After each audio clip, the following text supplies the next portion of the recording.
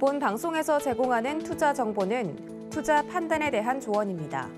방송에서 제공하는 주식의 가치, 가격 상승 및 가격 하락에 대해서는 방송사에서 보장하지 않습니다.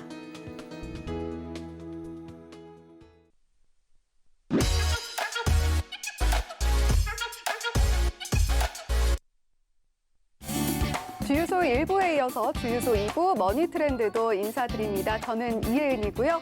자, 오늘은 낮이 밤보다 더 길어지기 시작한다는 절기상 춘분입니다. 우리 시장에도 따스한 해가 더 오랫동안 비쳐야 하는데 오늘은 캄캄한 어둠의 힘이 조금은 더 셌던 것 같은데요. 자, 그래도 내일은 내일의 태양이 뜰 거라고 믿는 우리 투자자분들이죠. 자, 오늘 마감 시황 먼저 함께 만나보시죠. 네, 이번 주 첫 거래일인 오늘 양시장 모두 파란불로 마감했습니다. 세계적으로 가장 큰 변수가 되고 있는 러시아, 우크라이나 전쟁 협상에 딱히 진전의 신호가 없고요. 또 여기에 미 연준 위원들이 올해 안에 3%까지 금리를 올려야 한다. 이런 매파적 발언을 내놓은 점이 투심을 위축시킨 걸로 풀이가 되고 있는데요. 코스피는 0.77% 하락한 2686.05포인트로 장 마쳤습니다. 초반 상승 출발하며 분위기 좋았지만 이내 하락 반전했고요. 장 후반에 낙폭을 더 키우는 모습이었습니다. 코스닥도 보시면요. 전 거래일 대비 4.56포인트 하락한 918.4포인트에 마감했는데요. 장중 등락을 거듭하는 과정에서 926포인트 선까지 터치를 해냈습니다. 하지만 장 후반에 하락폭이 커지면서 918포인트 선에서 오늘 장 마무리했습니다. 자, 수급 동향도 보시죠. 네, 오늘 시장에선 외인들이 참 야속했습니다. 코스피 시장에서는 개인만 매수에 나섰는데요. 8,060억 원을 사들인 개인이었고요. 기관은 3,346억 원, 외국인이 4,915억 원을 팔아냈습니다. 자, 코스닥 수급 동향도 함께 보시죠. 네, 코스닥에서는 외인만 매도세를 보였습니다. 외인이 661억 원을 팔아냈고요. 개인이 597억 원, 기관이 109억 원을 매수해는 모습이었습니다. 자, 오늘의 마감 시황이었습니다. 자, 그러면 오늘 시장을 움직인 머니 이슈도 함께 만나보시죠. 네, 오늘 저희가 제목을 좁혀지는 장단기 금리차 이렇게 좀 짚어봤습니다.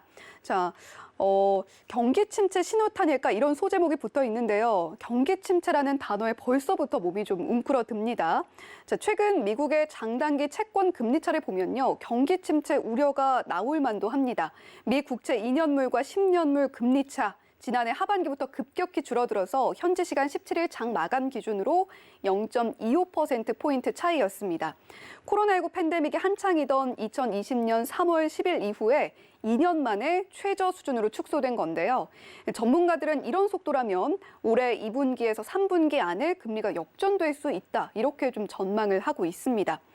아직 장단기 채권 금리 역전 현상이 나타나지는 않았지만요. 과거에 1980년, 1982년, 또 1991년, 2020년 등 모두 6차례 장단기 금리 역전 이후에 1, 2년 이내에는 반드시 경기 침체가 일어났습니다. 자, 이렇게 우리나라의 장단기 채권 금리 차는 아직은 우려할 수준이 아닙니다만 우리 국채는 미 국채와 동조화 현상을 보이고요. 미국의 장단기 금리 차가 경기 침체의 분명한 신호라고 한다면 국내 성장률에도 역시 적신호가 켜지겠죠. 한국은행은요, 장단기 금리차 축소를 경기 침체 전조로 해석하는 데는 좀 무리가 있다라면서 장단기 금리차 자체보다 이로 인한 스태그플레이션 장기화 가능성을 봐야 한다. 이렇게 이야기를 하는데요. 미 국채의 장단기 금리차, 우리 시장에는 어떤 파도를 일으킬지 저희 파트너님과 함께 잠시 후에 더 자세히 짚어보기로 하고요. 자, 이렇게 오늘도 시장을 움직인 머니 이슈 더 깊게 들여다보는 시간 준비했습니다.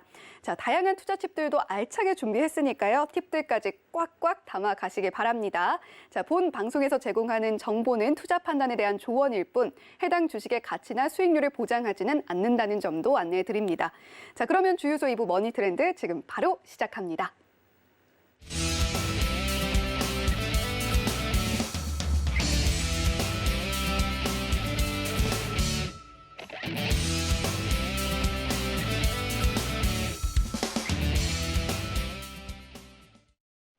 네, 오늘은 시장을 들여다보는 해안을 주시는 분이죠. 박원재 파트너님과 함께합니다. 네, 파트너님 안녕하세요. 네, 안녕하세요. 네, 한 주 동안 잘 지내셨나요? 네, 덕분에 잘 지냈어요. 네, 다행입니다. 자, 이렇게 시장을 움직이는 해안을 주시는 박원재 파트너님과 더 깊은 이야기 나누고 싶으신 분들, 그리고 시장을 보는 해안을 얻어가고 싶으신 분들, 샵 0082번으로 박원재라고 보내주시면 저희가 참여 링크 안내해드리고 있고요. 또 하단에 나오고 있는 QR코드 기본 카메라 켜셔서 스캔해주시면 역시 참여 링크 안내해드리고 있습니다. 많이 들어오셔서 더 많은 정보, 더 많은 종목들 얻어가시길 바랍니다. 자, 그러면 이제 오늘의 머니 이슈 더 자세하게 짚어볼 시간인데요. 자, 장단기 금리차, 미국의 장단기 금리차가 굉장히 빠르게 좁혀지고 있어요. 지난해에는 158bp까지 확대됐던 미국채 2년물, 10년물 금리차였는데 3분기 연속 축소가 되면서 25bp 수준까지 내려왔습니다. 최근에 이렇게 장단기 금리차가 좀 축소된 배경 뭐가 있을까요? 금리를 이야기하면은 개념이 좀 어려워요. 네, 그렇습니다. 이게 사실 투자자분들이 매일 투자 때문에 듣기는 하지만 금리에 대한 개념을 정확히 잡기가 대단히 좀 혼란스러울 때가 많은데 오늘 이 시간을 통해서 한번 금리에 대해서 정확한 개념과 이 지표가 의미하는 게 본질적으로 뭘 의미하는지를 우리가 알아야 투자하는데 우리가 도움을 받고자 이런 지표를 보는 거잖아요. 근데 이제 하나의 함정은 경제 지표를 무슨 공식화시켜서 대응하려면은 굉장히 잘 안 돼요. 왜 그러냐면 경제 자체는 정해진 길을 가는 게 아니라 앞으로 계속 가변적인 변수가 거기에 가미되면서 경로가 달라지죠. 네. 그 달라지는 경로에 맞춰서 모든 게 가변적으로 바뀌기 때문에 그래서 시나리오가 필요합니다. 그 시나리오를 설정하기 위해서는 개념을 정확히 잡고 가야 되는데 첫째, 금리가 왜 주가와 관련이 있느냐 이거에 대한 개념부터 잡아야 돼요.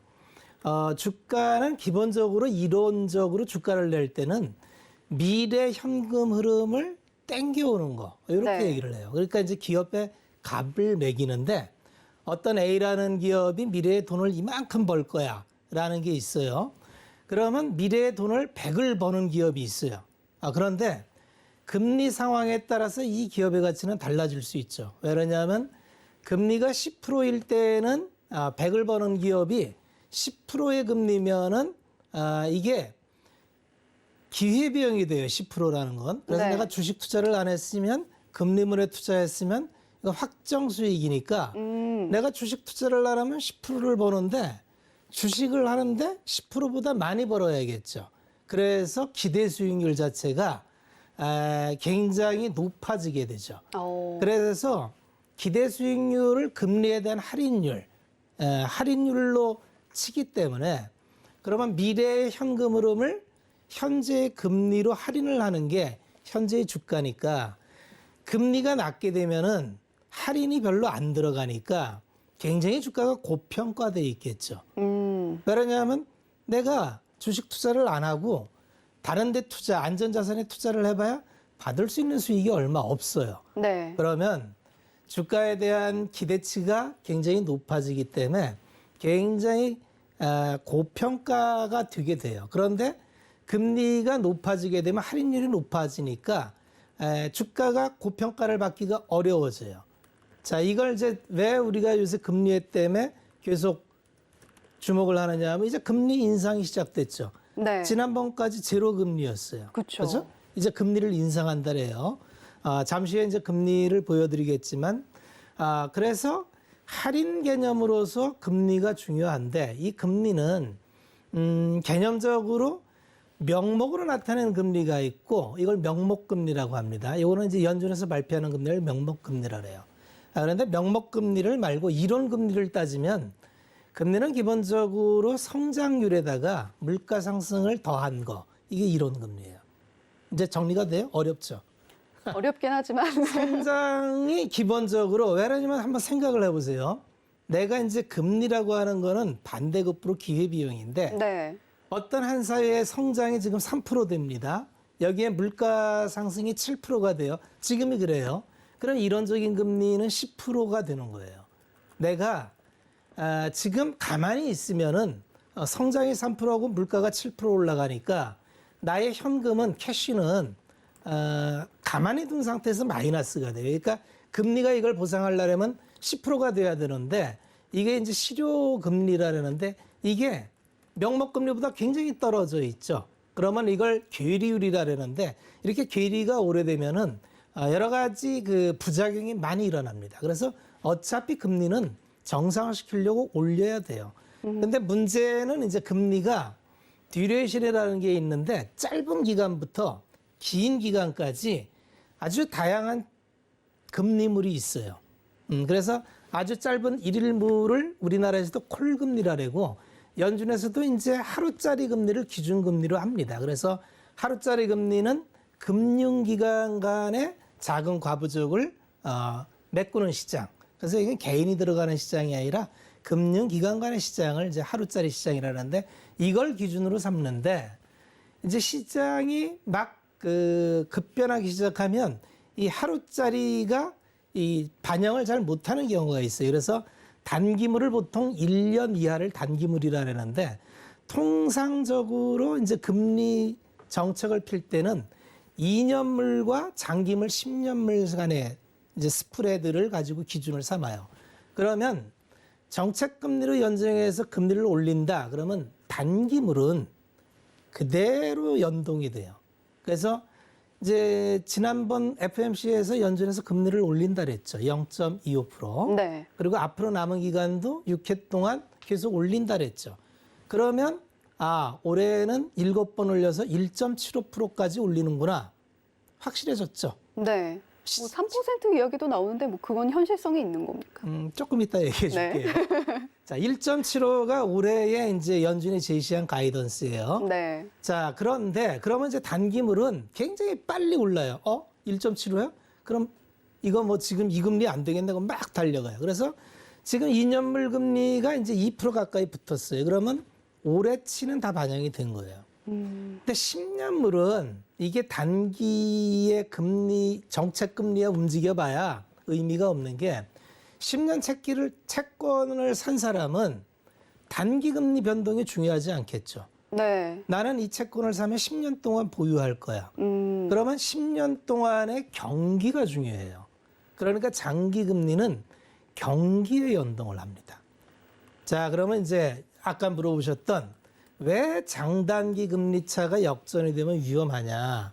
자, 단기는 이렇게 정책 금리에 따라서 올린다라는데 장기 금리가 계속 올라주면은 스프레드가 유지가 되면서 경기 전망에 대해서 의심을 하지 않는데 네. 앞으로 경기가 별로 좋아질 것 같지 않은데라는 상태에서 단기 금리가 올라버리면 장기물은 아무도 안 사겠죠. 경기가 안 좋아지니까. 경기 전망이 나쁘다는 전자에서 장기물을 매수하면은 앞으로 경기가 점점 나빠지면 금리는 성장률의 베이스니까 성장이 안 오르는데 금리가 안 오른다면은 내가 이걸 굳이 지금 살 이유가 없으니까 매수 세력이 줄어들게 되죠. 네. 그러니까 금리가 안 올라요. 그러면 어떻게 되느냐면 단기 금리가 잠깐이지만 역전이 될 수 있는데 이걸 인벌전이라 그래요. 네. 그러면 통상 시장에서는 이걸 경기 침체로 받아들이고 시장이 굉장히 안 좋은 효과를 냅니다. 지난 40년 동안의 시장을 보면은 80년대는 아주 초 인플레이션 시대예요. 이때는 경기가 완전히 무너진 때니까 이때는 굉장히 다양하게 인벌전이 나왔죠. 그 이후에는 금리가 굉장히 안정이 되면서 80년도 말에 이게 플라자 합의 이후에 경기를 진작시키려 했는데 블랙 먼데이 시기가 이때 와요. 그러면서 이때 잠깐 역전이 됐는데 금방 회복됩니다. 금방 회복돼요. 네. 자, 2000년 초 때도 IT 버블 때 잠깐 역전이 됐는데 금방 회복이 돼요. 이 과정을 잘 보셔야 돼요. 2000년 중반에도 차이나의 그 OECD 편입과 동시에 중국의 세계 공정화되면서 잠깐 인버전이 진행됐는데 그 다음에 바로 회복이 됩니다. 그리고 작년에 코로나 때 아주 인벌전 직전까지 갔다가 정책으로 바로 회복이 됩니다. 자, 이제 0.17까지 떨어졌어요. 자, 0.17까지 떨어지니까 사실은 지난 시간을 돌이켜보면은 굉장히 안 좋은 시간이 맞는데 문제는 아까 뭐 3%도 물어보고 얘기했는데 네. 경제는 경로 의존적이라 그랬죠. 그러면 이제 금리를 인상하기 첫 스타트를 끊었어요. 금리를 인상한다는 의미를 잘 이해를 하셔야 되는 게 지금의 금리는 0에서 0.25를 이렇게 범위를 줍니다. 요새는. 지금 하나 올려서 0.25에서 0.5까지 올렸어요. 그런데 아까 실효금리하고 굉장히 떨어져 있죠. 그러니까 지금의 금리는 현실을 반영하지 못하기 때문에 이 금리를 현실을 반영하려고 올리는 겁니다. 이걸 중립금리라 그래요. 네. 왜 중립과 금리까지 금리를 올려야 되냐 하면 경기가 항상 좋지도 않고 경기는 항상 나쁘지도 않은데 중앙정부에서는 경기를 계속 부양하려는 의무가 있죠. 연준도 그런 책무가 있어요. 그래서 연준에서 항상 이번에도 발표하면서 얘기한 게 미국 경제는 아직도 건강하고 고용 완벽하고 실업률 완전 고용에 가깝고 임금도 인상돼서 하반기 가면 경제 체력이 탄탄할 거다는 이런 전제를 깔았죠. 네. 그래서 금리를 인상하는 거예요. 경기가 침체로 가는데 금리 인상할 수는 없어요. 그러니까 우리가 이해를 잘 해야 되는 게 네. 이걸 공식적으로 장단기 금리가 역전되면 경기 침체야. 그러니까 지금 굉장히 위험하니까 주식을 팔아야 돼. 라고 얘기한다면 이건 정말 책 보고 공부한 사람이에요. 경기는 그렇게 단순하게 흘러가지 않아요.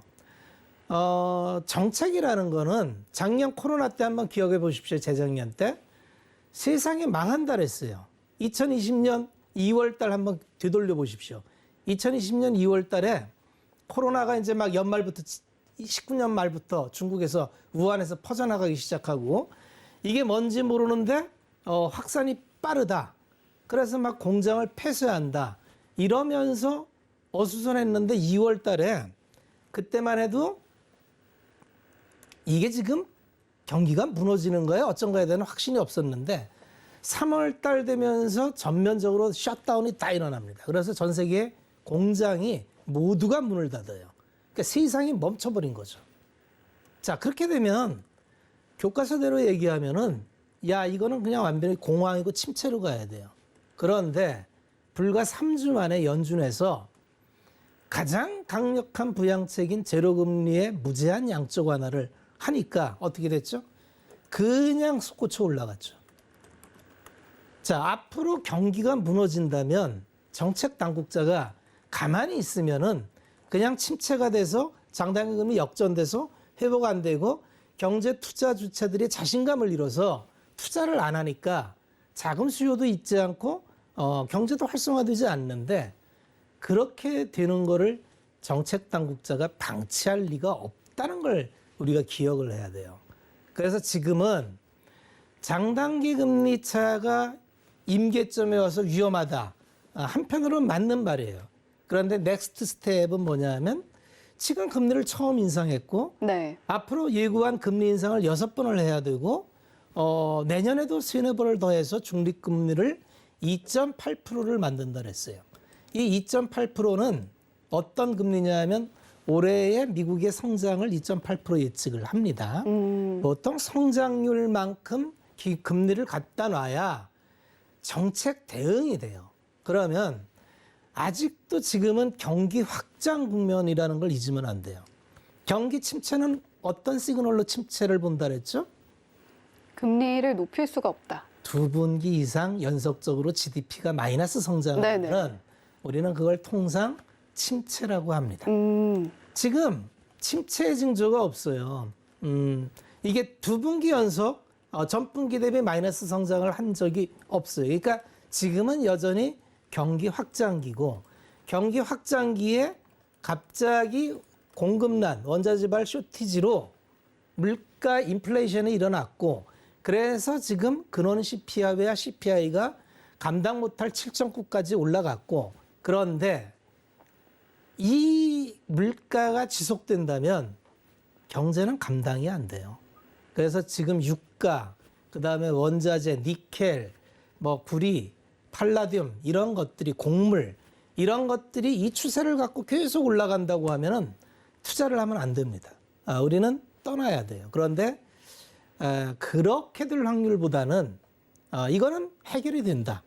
그래서 금리도 인상을 했고 연준에서 그래도 발표를 해서 지난주에 미국이 기준으로 2020년 이후에 가장 큰 주간 상승을 보였어요. 나스닥 기준으로 8%가 올랐고 S&P나 다우 기준으로 5%, 6%가 올랐어요. 반전의 기회는 확실히 잡았어요. 반전의 기회는 잡혀 있는데 문제는 우리가 이제 시장을 좀 세밀하게 봐야 되는데 우리가 시장을 세밀하게 보면은 지금 시장이 어떤 상태냐면은 요걸 한번 보시면 좋은데 지난번 1월 달에 우리는 저점을 깨지 않았어요. 1월 달에 저점은 왜 형성됐냐면 연준이 긴축한다니까. QT를 한다니까 했는데 2월 달에 전쟁이 벌어지면서 이게 24일 날 전쟁이 벌어졌는데 대부분의 국가가 1월 달 저점을 깼는데 우리 시장은 1월 달 저점을 깨지 않고 버텨줬어요. 그런데 중요한 거는 바닥은 잘 잡고 있는데 우리가 지금 추세를 보려면 전체적으로 시장이 어떤 흐름인가를 보려면은 지금 보세요. 어떤 흐름인가 보면은 그냥 박스예요. 작년 3,300에서 내려왔다가 1월 달에 긴축 우려로 내려왔다가 그냥 이런 흐름 박스입니다. 지금 추세가 나왔나요? 없어요. 그럼 지금 시장의 흐름은 어떤 거냐면 추세 나오는 게 하나도 없이 빠른 순환매만 도는데 그 중에서 굉장히 탄력 좋은 게 나오고 1월 달에는 전멸이었고 2월 달 이후에는 순환매가 빠르게 돌면서 그래도 굵직한 양봉이 나오는구나. 그러면 이게 외국인이 들어오기 전까지는 이 빠른 순환매장이 좀 지속될 확률이 있는데 그러면 전체적으로 탑다운 방식으로 지금 시장의 흐름을 보려면은 대형주와 중형주, 소형주의 흐름을 보면 좋은데 대형주와 중형주 차트 봅니다. 다르죠? 소형주 차트 보면 확실히 다르죠. 이게 의미하는 바는 뭐냐 하면은 지금은 대형주는 외국인이 못 들어오기 때문에 지수가 눌려 있는 상태에서 중소형주 중심으로 빠른 순환매가 들어오고 있구나 이렇게 보시면 되고 당연히 코스닥이 그러니까 코스피보다는 좋은 모습이죠. 코스닥은 이미 전 고점을 뚫었어요. 어제 지난주 금요일 날 뚫었습니다.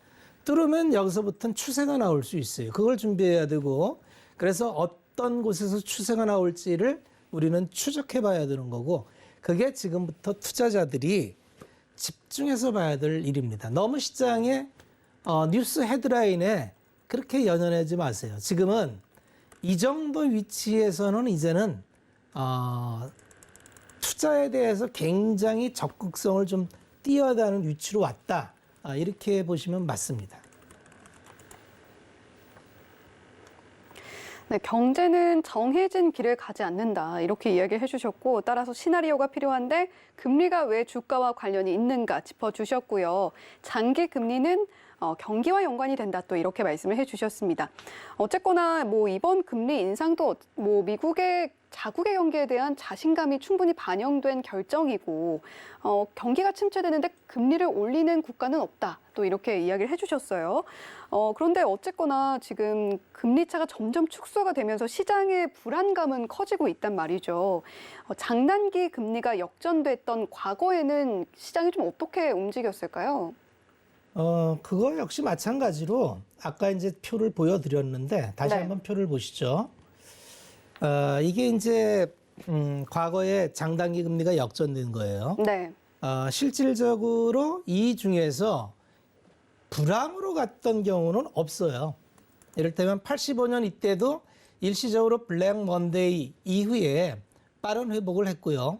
2000년 중반은 너무나 IT 버블 때는 9.11 테러까지 좀 장기 침체를 가다가 그 이후에 역시 부양 조치로 인해서 빠른 성장을 했고요.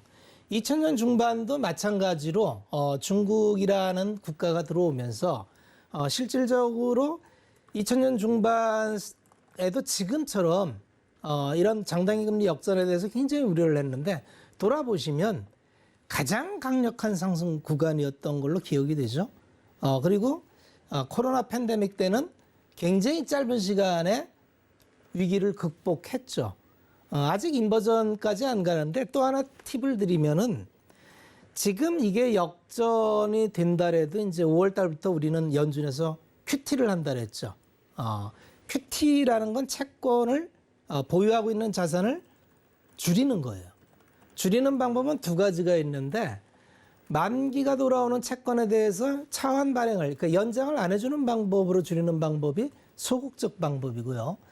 두 번째는 보유 채권을 그냥 시장에 매각하면 돼요. 보유 채권을 시장에 매각하면은 그것도 자산 축소가 되는데 만약에 단기 금리가 올라오고 장기 금리가 계속 내려온다면은 보유하고 있는 몰기지 채권 같은 거 장기물을 시장에다 매각을 하면은 금리가 올라갑니다. 그래서 이거는 그렇게 인벌전을 방치할 것 같지는 않아요.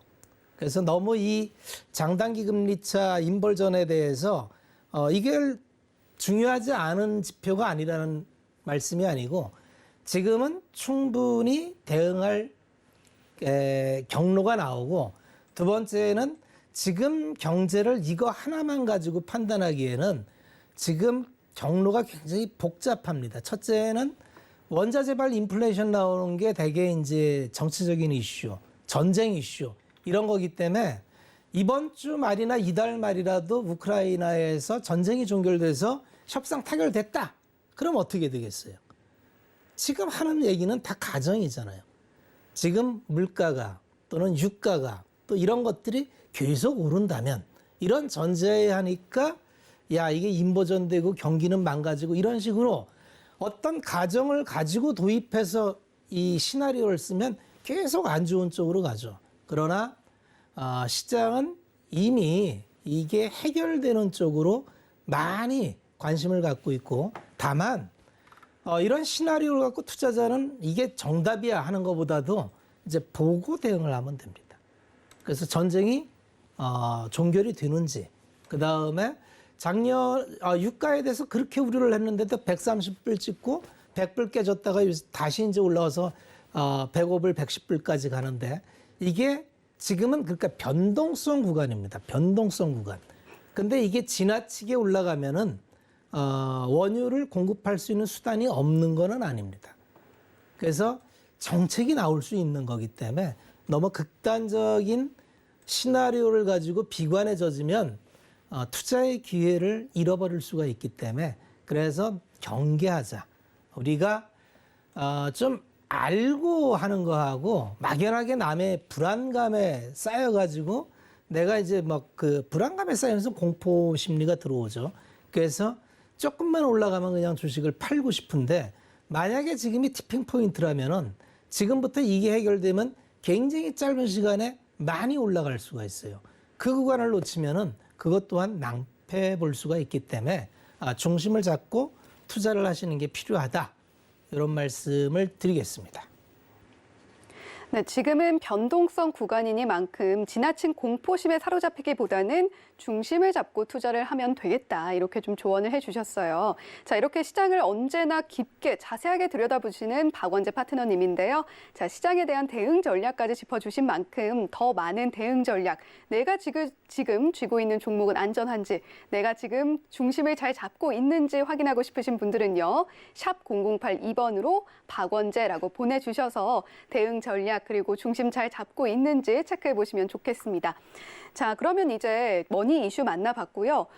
시장을 움직인 머니 섹터를 만나볼 시간입니다. 자, 오늘 핫했던 머니 섹터는 어떤 건지 지금 바로 화면으로 만나보시죠.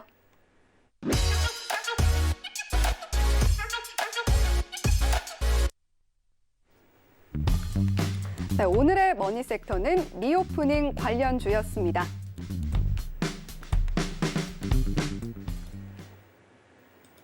네, 오늘 리오프닝 관련주 보면요. 면세점이나 백화점 테마는 좀 올랐고 화장품은 다소 약세였는데 자, 오늘 리오프닝 관련주 오늘의 머니 섹터로 선정해 주신 이유가 뭔가요? 우리는 이제 투자를 할 때 네. 반드시 일어날 수밖에 없는 일, 인과관계. A라는 사건이 발생되면 B라는 사건이 반드시 일어날 수밖에 이걸 인과관계라 그러죠. 그래서 이런 식으로 한번 접근을 해보는 게 굉장히 좋습니다. 네.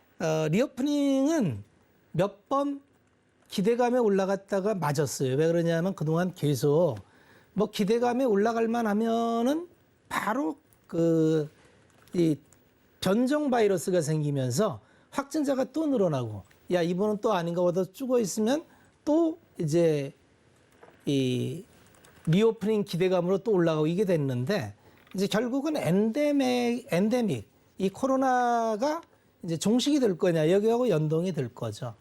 코로나가 발생된 지 이제 3년 차가 접어들고 있습니다. 오래됐어요.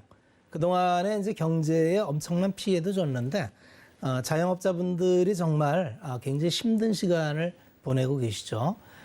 그런데 이제는 치명률이 우리 국내 치명률은 0.013입니다. 그러니까 1000명당 1명이에요. 1000명당 1명이면 아주 독한 감기 수준의 치명률입니다. 그러니까 사실 독감을 통계내지는 않죠. 그러니까 정부에서도 방역 조치를 다 풀고 방역 완화를 하고 근데 이게 우리나라뿐만 아니고 외국에서도 지금 격리 기간을 유예하거나 폐지하는 국가들이 많아지고 있어요. 그러면 이번에야말로 진정한 리오프닝이 되는 거 아닌가라는 기대감이 형성되기 시작하는 거죠. 그리고 실질적으로 이게 리오프닝이 규제가 풀리면은 결국 활동이 되는 거니까 그동안 2년 동안 꽁꽁 묶여있던 보복 소비가 어느 정도는 좀 된다고 보는 게 합리적일 겁니다.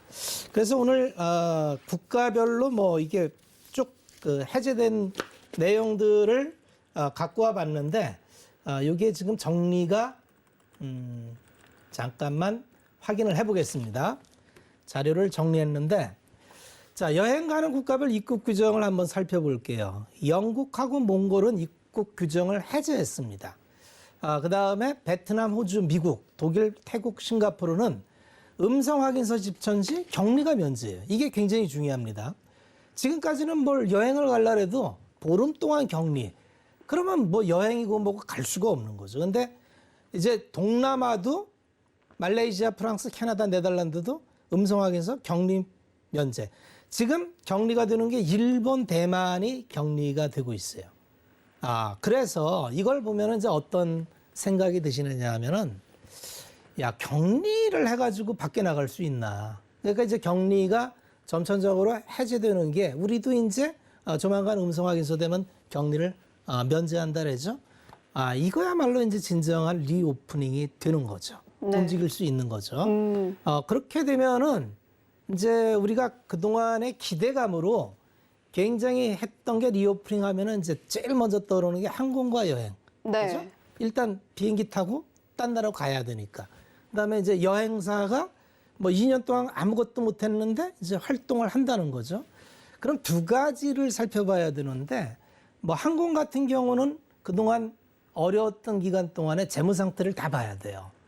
그래서 국적 항공사인 대한항공은 이 화물 전용으로 돌리면서 네. 사실 재무적으로 데미지를 안 입었어요. 전 세계 유일하게 흑자도 냈고요. 항공사 중에 2000년, 20년에 흑자 낸 항공사가 대한항공이 유일합니다. 그러니까 굉장히 발빠른 대응을 해서 잘 됐고 아시아나항공은 이제 조건부 결합을 받아서 또 유상증자 대금 들어오면 넘어가는 거고요. 문제는 LCC예요. LCC는 그 자본 확충이 안 된 상태에서 거의 다 다 자본 잠식이 돼 있죠. 네. 그리고 또 하나의 문제는 LCC의 주요 항로가 근거리잖아요. 네. 그런데 근거리는 지금 코로나 때문에 폐쇄되기도 했지만 가장 중요한 항국이 이제 일본과 중국이 사실은 2018년 이 코로나 이전부터 이 일본과는 그 소부장 무역 다툼으로 해서 사이가 안 좋아지면서 이 발권력이 많이 떨어졌어요. 그래서 LCC는 체력이 많이 약한 상태에서 코로나를 맞아서 지금 2년 동안 적자폭을 보면 하나투어가 2년 동안 2,400억 적자, 모두투어가 430억 적자, 노란풍선이 200억 적자, 참 좋은 여행이 300억 적자. 자, 이게 이제 살아남은 기업은 네. 이게 어려움이 있다가 살아남으면 이게 남은 자의 잔치가 돼. 독점을 하면서 죽은 사람들 것도 기업들 다 내가 갖고 오는데 문제는 내가 살아남아야 되는데 이 서바이벌이 올 연말까지 검증이 돼야 돼요. 그래서 지금 이 리오프닝이라 해서 막 이름 따라서 사면 안 되고 재물을 꼭 꼼꼼하게 살펴봐야 됩니다. 재물을 꼭 꼼꼼하게 살펴봐서 재무에 문제가 없고 이 정도면은 뭐 유상증자나 왜냐면 뭐 재무 떨어지면 반드시 유상증자를 하게 돼 있습니다. 뭐 몇몇 항공 LCC 업체는 유상증자를 했죠. 그래서 괜히 투자를 이름만 보고 들어갔는데 리오프닝이라고 그런 거 당하면 굉장히 낭패를 보니까 그건 좀 주의를 하셔야 된다는 말씀을 드리면서 리오프닝 종목을 하나하나 좀 살펴볼게요. 그러면 이제 여행과 항공 요거는 말씀을 드렸고 그 다음에 이제 되는 게 카지노 같은 경우도 리오프닝주로 네. 카지노주 같은 경우는 이제 사실은 우리나라는 카지노를 외국인 전용 카지노와 내국인 전용으로 나눴는데 내국인은 이제 강원랜드 단독이고요. 외국인 전용 카지노는 GKL과 파라다이스, 그 다음에 이번에 이제 영업을 개시한 롯데관광개발 세 개가 있는데 사실은 대체적으로 이제 중국의 정기 고급 마케팅 영업 이게 주된 영업이었는데 2년 동안 뭐 관광이 안 되니까 전혀 아닌데 그럼에도 불구하고 놀라운 거는 수익이 납니다. 왜 수익이 나느냐 하면 적자보다가 수익이 났어요. 네. 왜 수익이 나느냐 하면 관광객은 없는데 국내에 있는 국내에 거주하는 이런 사람들 입장료만으로도 파라다이스 같은 경우는 3분기 100억, 4분기 70억 이미 흑자로 돌아섰어요. 근데 여기서 이제 관광 유익마저 돌아서면은 기대감이 있을 수가 있죠. 네. 그래서 뭐 파라다이스 같은 경우도 영종도에 아주 커다란 그 단지를 조성했는데 그 영업 제대로 하기도 전에 이제 맞았고 롯데관광개발도 제주도에 이제 쌍둥이 빌딩 가장 높은 거 오픈하고 지금 다 했는데 이제 관광객만 들어오면은 지금은 뭐 마이너스니까 여기서 플러스 개념으로 돌아서니까 기대할 만하고 그 다음에 숙박업소 같은 경우가 이제 좋겠죠. 이제 뭐 호텔 신라나 롯데관광개발 뭐 이런 게 있을 수 있고 그 다음에 의류업체가 이제 또 주목을 받아야 돼요. 의류는 기본적으로 그 동안에는 뭐 그 모임을 잘 안 하니까 뭐 의류 같은 거를 2번 살 거 뭐 1번 사고 이렇게 말았죠. 근데 이제 모임이 활성화되고 뭐 외국 여행도 하고 그러면 아무래도 좀 의류를 좀 구매를 더 하겠죠. 그래서 그런 측면에서 의류 쪽인데 의류 쪽은 좀 한번 챙겨봐야 될 게 요새 이제 그 선거 끝나고 이제 정책의 기조가 한미일 공조로 기울다 보니까 그 동안에는 이제 균형자적 이제 균형을 유지하려고 굉장히 애를 썼는데 이게 이제 한쪽으로 좀 기울죠. 그러다 보니까 사드 얘기 나오고 이제 뭐 경고 얘기가 나오면서 정말 실적이 좋았던 FF가 아주 폭락을 하던 경우가 있었어요. 왜 그랬냐면 중국에서 영업을 하는 확장하는 업체라는 거죠. 그래서 중국 베이스의 소비 업체는 조금 경계를 할 필요가 있습니다. 왜냐하면 정치적인 문제는 우리가 예측하기가 어려워요. 재작년에 일본과의 이제 소부장 금수 조치도 그랬고 사드 보복도 그랬고 이건 우리가 예측하기가 어려운 문제인데 앞으로 정부가 바뀌면서 기조가 바뀔 수 있기 때문에 그런 부분은 굳이 우리가 미리 어차피 투자 종목이 많은데 굳이 그런 종목에 투자할 이유는 없겠다. 그래서 그럼 그 정도를 체크해 주면 되고 OEM 업체들은 대단히 실적도 좋고 퍼포먼스 좋은데 주가만 안 올랐어요. 뭐 영업무역이나 한세실업이나 한섬이나 뭐 신세계 인터넷이나 이런 기업들은 브랜드를 팔고 그다음에 이제 특히 영업무역 한세실업은 동남아에 이제 그 공장을 두면서 그동안에 동남아가 코로나 때문에 공장들이 다 락다운을 했어요. 네. 그러다 보니까 제대로 된 공장 가동이 어려워서 어려움을 겪었는데 이제 리오프닝이 의류 매출도 이어지지만 공장 정상화도 같이가 됩니다. 그래서 이런 업체들은 좀 눈여겨보면 좋을 업체들로 평가가 되고 대체적으로 이제 의류, 신발 뭐 이런 쪽이 좀 주목받는 리오프닝이 되고 리오프닝이 진행되는 거는 여러 가지 또 뭐 엔터 같은 경우도 리오프닝이 돼요. 공연이 재개가 되니까 그러면 이제 엔터 4사 같은 경우도 그동안에 오프라인에서 오프라인 공연만 하다가 이제 온라인 공연만 하다가 오프라인 공연이 잡히면 그 티켓팅 파워가 대단합니다. 거기에 또 메타버스까지 이어지는 수익원의 다양화가 계속 진행되기 때문에 아마 그 음원 4대 기획사들 정도는 아마 리오프닝의 수혜를 받을 수 있겠다. 이 정도로 한번 리오프닝은 좀 정리를 해보면 좋을 것 같습니다. 네, 오늘의 머니섹터 리오프닝 관련주로 선정을 해주셨는데 인과관계를 볼 때 이제는 보복 소비가 정말로 나올 때다 이렇게 하면서 뭐 카지노나 숙박, 의류, 뭐 여행, 관광 이런 부분들 짚어주셨습니다. 자, 그러면 이제 머니섹터 내 종목 고민도 저희가 상담을 해드릴 차례인데요. 자, 저희가 문자로 미리 좀 받아봤습니다. 자, 대한항공이고요. 매수가가 2531원, 비중은 10%입니다. 오늘 종가 보니까요. 29,950원의 종가가 형성이 되어 있고요. 1.64% 하락을 했음에도 불구하고 현재 고민 남겨주신 투자자분께서는 이익을 좀 보고 계세요. 아마도 비중을 좀 늘리려고 하시는 것 같은데 어떻게 대응을 좀 하면 좋을까요? 지금 딱 위치가 여기서 계속 맞고 떨어지는 위치인데 지금까지는 이 위치에서 추세가 올라가지 못하니까 계속 좀 되돌림을 주는 게 반복이거든요. 그러면 이제 우리가 주가를 볼 때 관점을 분명히 정해야 돼요. 내가 단기로 볼 거냐, 중장기적 관점으로 볼 거냐에 따라서 전략은 달라지거든요. 네. 그러면 단기로 볼 것 같으면은 지금 차익 실현을 해도 좋아요.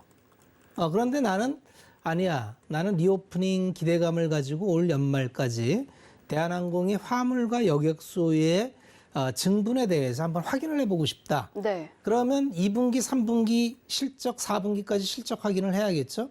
그러면 연말까지 끌고 가서 한번 지난번 고점을 넘기는지, 지난번 고점이 이 위치입니다. 이 위치가 35,000원 수준 되는데 35,000원까지 한번 보겠다. 그렇게 하는 건 또 그것도 전략이에요. 그러니까 그 전략을 그거는 본인이 맞는 전략을 써야 돼요.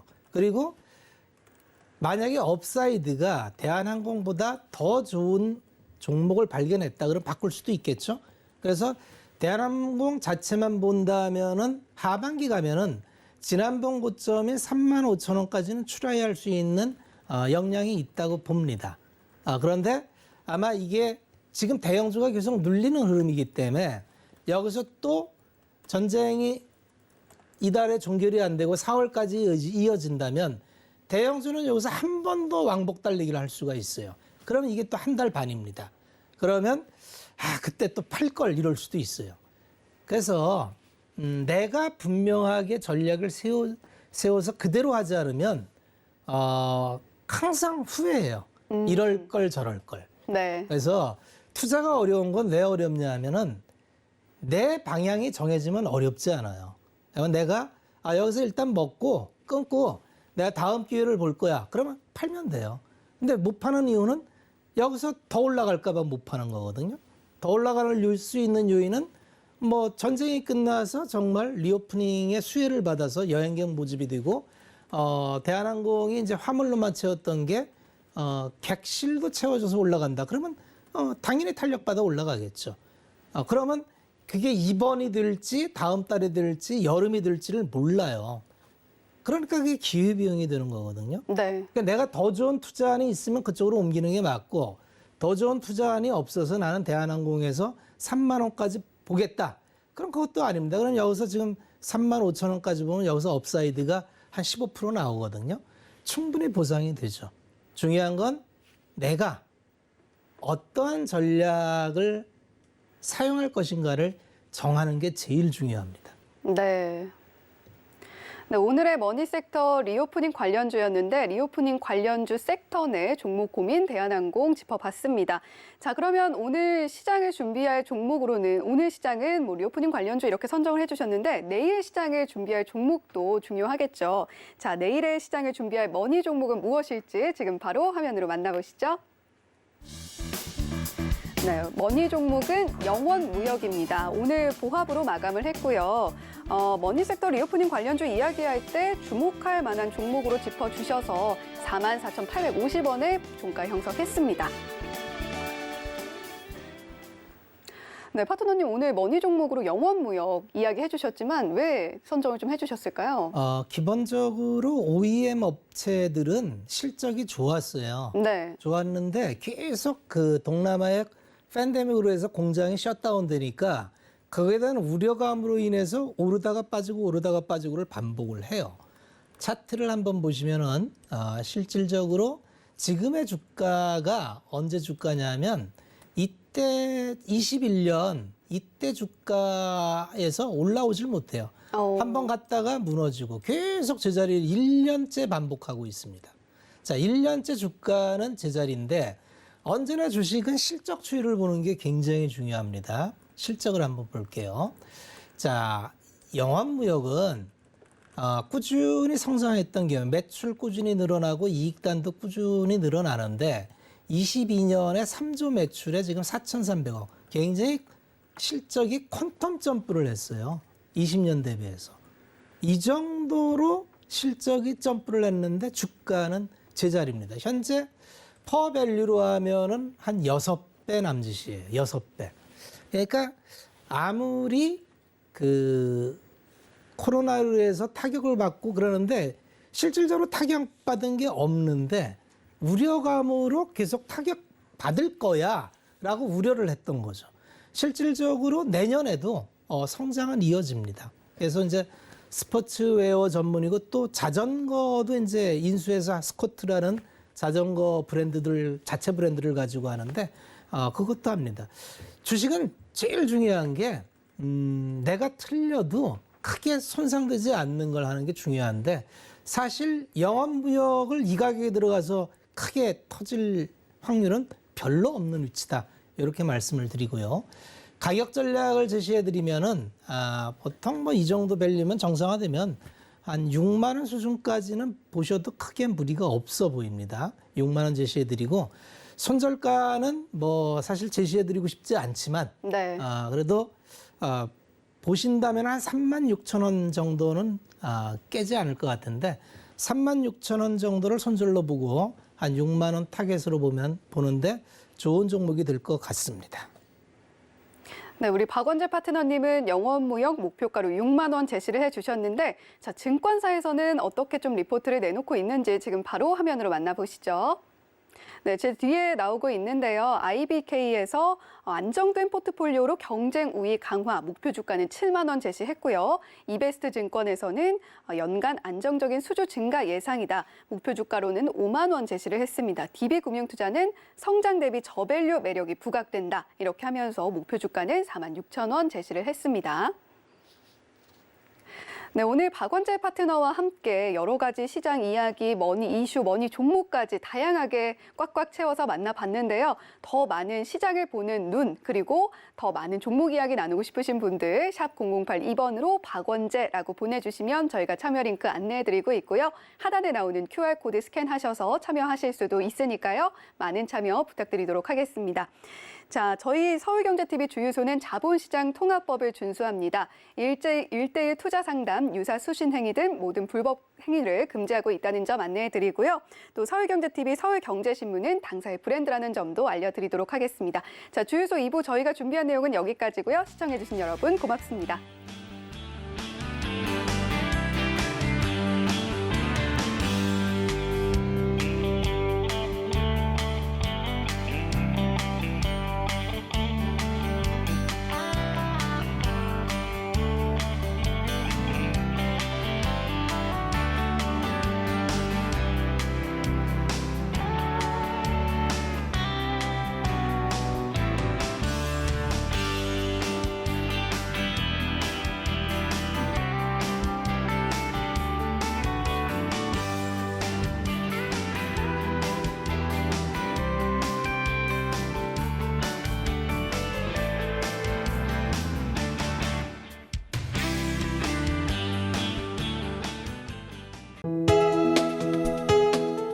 본 방송에서 제공하는 투자 정보는 투자 판단에 대한 조언입니다.